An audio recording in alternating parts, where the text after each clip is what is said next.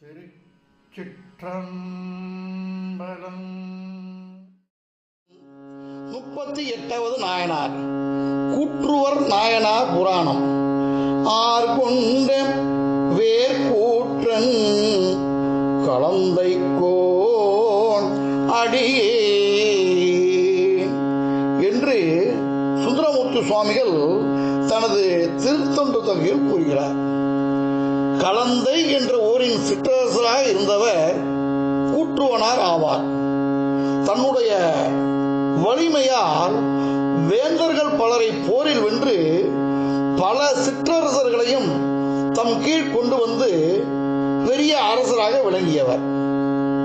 பேரரசர்கள் கவிழ்த்துக் கொள்கின்ற முடி ஒன்று தவிர ஏனைய செல்வங்கள் எல்லாவற்றையும் பெற்ற கூற்றுவனார் தில்லைவாழ் அந்தணர்களிடம் சென்று தமக்கு முடிசூட்டும்படி வேண்டிக் கொண்டார்.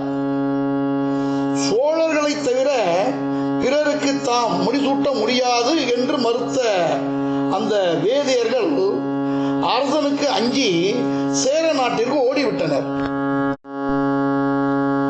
சோழர்களுக்கு உரிய முடி கிடைக்கவில்லை என்பதால் சிறந்த சிவ பக்தரான கூற்றுவனார் இறைவனுடைய திருவடிகள் தலையில் சூடப்பெற அதையே பெரும் பேராக கொண்டு அரசாண்டு வந்தார். சிற்றரசர்களாக இருந்தவர்கள் நாளடைவில் பலரையும் வென்று ஒரு அரசருக்குரிய தகுதியை பெற்றிருந்தார்கள்.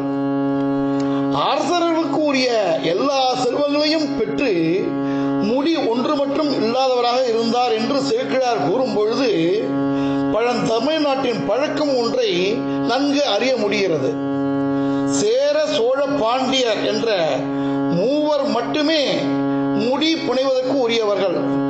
அவர்களை அல்லாத பிறர் எவ்வளவு பெரிய அரசராக இருப்பினும் வேந்தர்களின் முடியை அவர்களுக்கு புனைகின்ற பழக்கம் இல்லை என்பது தெளிவாக தெரிகிறது. தமிழ்நாட்டில் தோன்றி வளர்ந்த சிற்றரசர்களுக்கு கூட இம்முடி கிடைக்காததென்றால் தமிழ்நாட்டில் வந்து குடியேறிய கூற்றுவருக்கு அம்முடியை கவிழ்க்க தில்லைவாழ் அந்தணர்கள் உடன்படாமல் போனதில் வியப்பு ஒன்றும் இல்லை.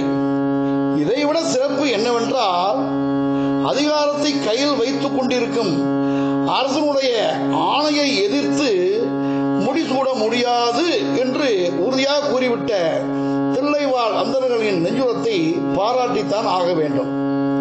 அதே நேரத்தில் தம்முடைய அதிகார பலத்தை வைத்துக் கொண்டு முடிசூட்டித்தான் ஆக வேண்டும் என்று கூற்றுவனாரும் வலியுறுத்தியதாக தெரியவில்லை.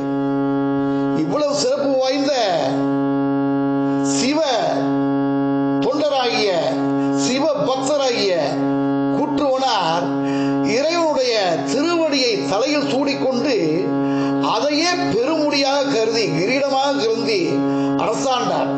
இவ்வளவு சிறப்பு வாய்ந்த